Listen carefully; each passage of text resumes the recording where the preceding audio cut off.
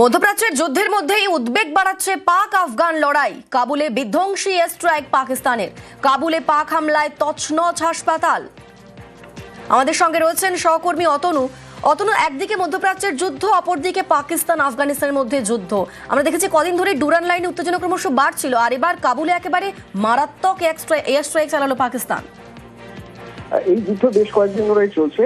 হামলা পাল্টা হামলার মধ্যে কিছুটা হলেও সীমিত ছিল, কিন্তু দেখা গেল গতকাল রাতে, মানে আফগানিস্তানের কাবুলের পশ্চিম প্রান্তে যারা রয়েছেন এলাকার মানুষ, তারা দাবি করছেন যে গতকাল রাতে গোল গোল করে চক্কর খেতে দেখা গেছে প্রচুর যুদ্ধ বিমানকে, পাকিস্তানের যুদ্ধ বিমানকে অনেকটা নিচে, এবং তারপরেই হামলা বিভিন্ন জায়গায় কাবুলের হামলা হয়েছে। তার মধ্যে একটি জায়গার কথা নির্দিষ্টভাবে বলতে হবে, এটি হলো একটি নেশামুক্তি কেন্দ্র।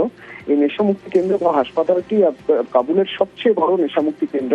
প্রায় 2000 জনের এখানে একসঙ্গে চিকিৎসা করা সম্ভব হয়। যে সময় এই হামলা হয়েছে সেই সময় প্রায় 2000 জনই ওখানে ছিলেন বলে দাবি করছে কাবুল প্রশাসন।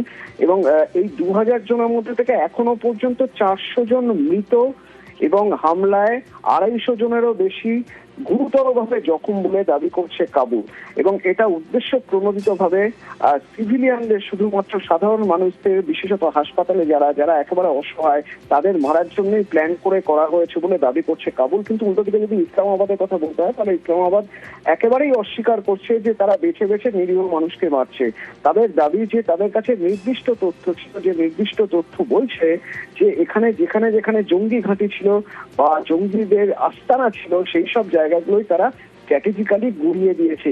স্পষ্টভাবে ইসলামাবাদ অস্বীকার করছে যে কোনো হাসপাতালে তারা বোম্বিং করেছে বা কোনো এমন কোথাও বোম্বিং করেছে যেখানে সাধারণ মানুষের ক্ষতি হয়। কিন্তু এই যুদ্ধে এখনো পর্যন্ত বলা যেতে পারে আফগানিস্তানের ইতিহাসে বোধহয় বিরলতম ঘটনা বা নজিরবিহীন ঘটনা যে একটি মানসিক স্বাস্থ্য কেন্দ্র বা নেশামুক্তি কেন্দ্র, সেখানে 400 জনের মৃত্যু এক রাতের হামলাতেই। বেশ, ধন্যবাদ।